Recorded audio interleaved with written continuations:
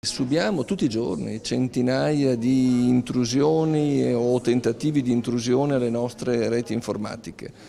La domanda è se abbiamo avuto finora danni significativi e fortunatamente no. Pur essendo costantemente sotto tiro, finora l'Università di Padova è riuscita a proteggere i propri dati dagli attacchi informatici dei cosiddetti hacker.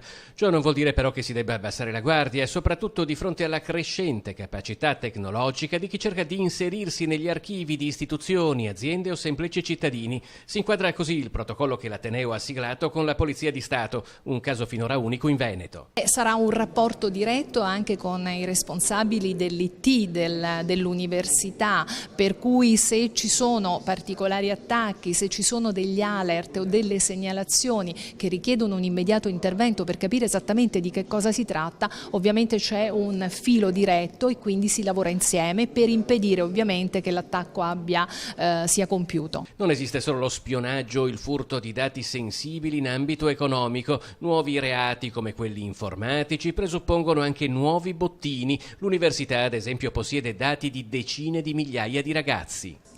Le informazioni che cercano sono molto spesso dati di conoscenza ampia di una popolazione giovanile, di un'organizzazione, che poi possono essere usati oggi, domani, tra un mese, per obiettivi economici o per obiettivi economico-criminali.